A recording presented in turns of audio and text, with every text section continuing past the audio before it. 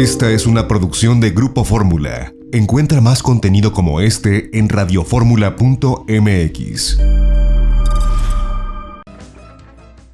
De viva voz, el doctor José Luis de la Cruz, director del Instituto para el Desarrollo Industrial y el Crecimiento Económico y cada vez más un reconocido experto por medios nacionales e internacionales de todos estos temas relacionados con la economía y las finanzas, particularmente de nuestro país. Mi querido doctor, sobre todo gran amigo de este programa, gracias por estar con nosotros una vez más, José Luis. Ricardo, muy buenos días, gracias por la invitación. ¿De qué se trata cuando se habla de la realidad estructural de un país, sobre todo un país como el nuestro, luego de los efectos derivados de ya un año de reconocimiento oficial de la pandemia del COVID-19, que hemos dicho, pues no fue una sola pandemia, fueron varias, tres fundamentalmente: la sanitaria, de manera obvia, la económica y la social, José Luis. ¿De qué se trata esto de una nueva realidad estructural como herencia de la pandemia? Pues desde mi punto de vista básicamente es la parte sistémica que de alguna forma condiciona la evolución en las tres dimensiones que has mencionado.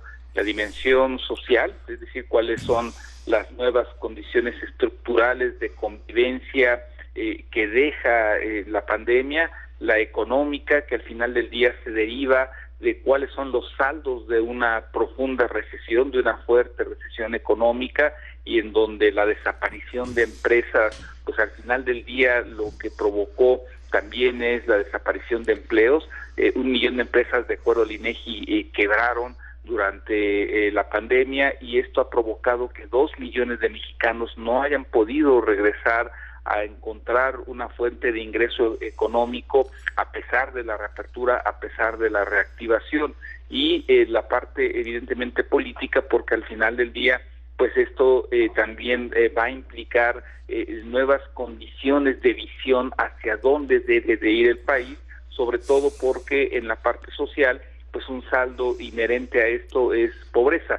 Ya lo dice el Coneval, hay un aumento histórico en la pobreza laboral, es decir, personas que a pesar de tener ingreso económico, no les alcanza para poder tener siquiera acceso a una canasta alimentaria, y estas son, desde mi punto de vista, las nuevas condicionantes en donde, a pesar de la apertura, a pesar de la reactivación, no regresaremos al punto de partida que teníamos antes del COVID-19.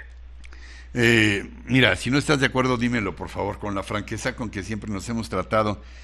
Ahorita, por alguna asociación de ideas, pensaba yo en el símil con un edificio después de un temblor. Uno dice, bueno, se descarapelaron algunas paredes, hubo algunas rajaduras ahí, pero hablar de daños en los cimientos o en los pilares del edificio o en los muros de carga, eso ya es otra cosa. Ahí estaríamos hablando de estructura, de un algo, en este caso un ente como un edificio.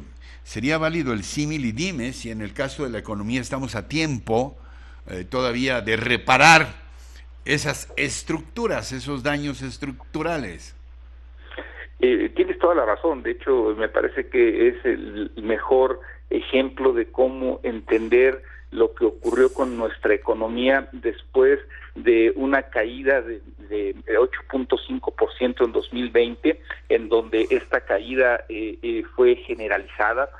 Prácticamente todos los estados de la República sufrieron una contracción, y lo cual implica que debemos reconstruir esta economía, es decir, pensar en que solo con un poco de pintura, que solo con un poco de yeso, tapando las grietas, se va a poder generar un nuevo crecimiento económico, sería subestimar la magnitud de una crisis que no solamente estuvo presente en nuestro país, de igual forma ocurrió con los principales socios económicos de México, y no hay que, por lo tanto, dejar de lado lo que está haciendo Estados Unidos, aplicando el mayor programa de rescate en la historia de su nación, y esto lo que nos da una idea es de cómo ellos están percibiendo la necesidad que se tiene de una fuerte colaboración entre el Estado y sus empresas para tratar de con ello reactivar, pero desde la reconstrucción de la economía.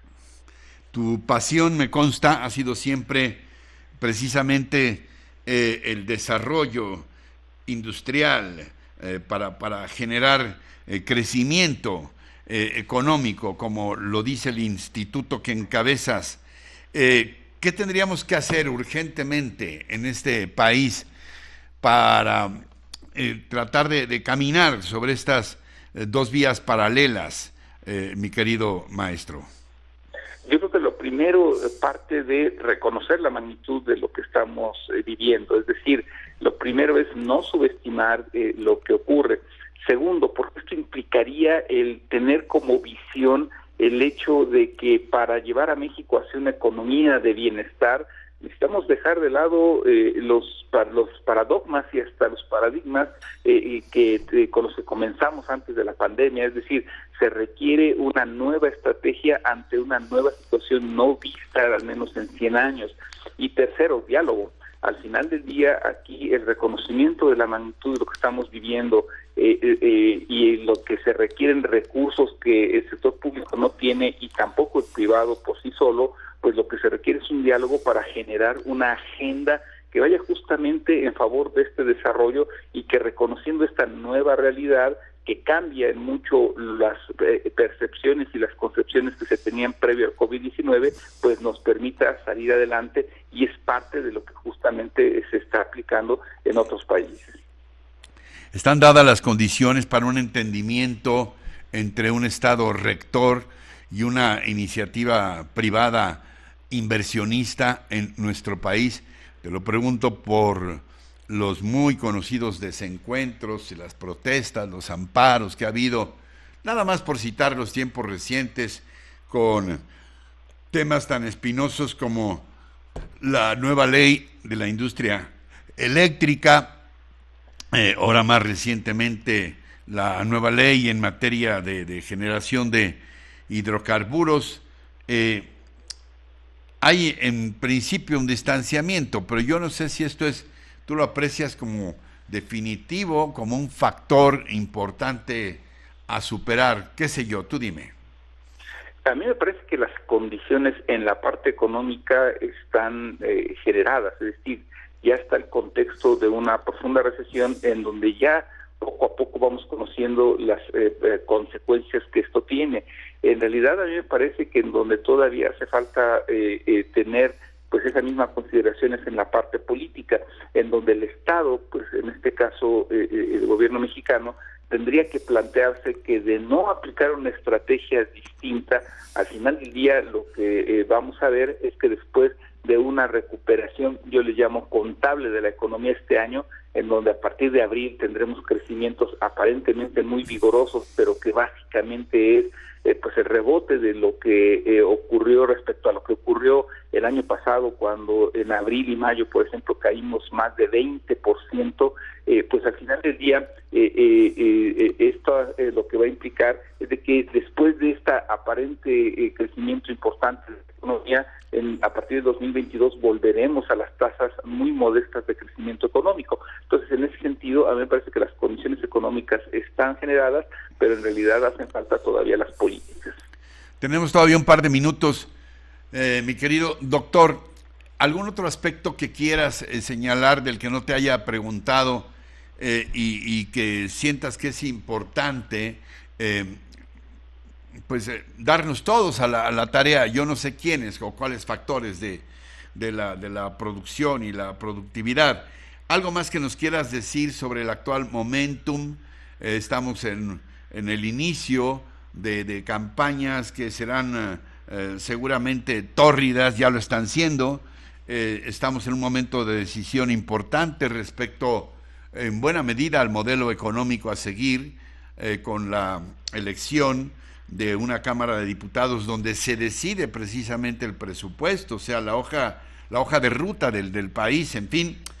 Algo más que tú nos quieras decir sobre las prioridades en materia económico-financiera de este país? Bueno, yo comenzaría por el saldo social, es decir, al final del día lo que tenemos ya presente es pobreza, es decir, el resultado de las estrategias buenas o malas a partir del COVID-19 fue un aumento en el número de personas en situación de pobreza, y la única solución a esto de forma estructural es generar empleo, pero para generar empleo se requiere inversión productiva, que el 90% emana del sector privado, pero en donde este sector privado requiere condiciones para que esta inversión tenga un flujo importante. El costo de la recesión iba a existir, la magnitud de la crisis iba a generar un saldo. En estos momentos la mayor parte de eso lo está cargando la sociedad en forma de pobreza, de cierre de empresas. Para evitar que esto se vuelva algo que vaya más allá del 2021, del 2022, pues se requiere una nueva agenda por el desarrollo, en una nueva agenda en la que el sector público y privado tienen que colaborar más estrechamente. No va a haber posibilidad de que por sí solo el sector público o las empresas puedan salir adelante después de esta recesión. Desde mi punto de vista, esto lo que implica es la necesidad urgente de generar pues una agenda mínima que permita transitar de esta recesión hacia la creación de nuevas capacidades productivas, en donde el sector industrial me parece es el mecanismo para poder hacerlo. Doctor, como siempre, gracias por estar con nosotros esta mañana, te lo aprecio mucho. Gracias por la invitación, Ricardo, muy buen día. Esta fue una producción de Grupo Fórmula. Encuentra más contenido como este en radioformula.mx.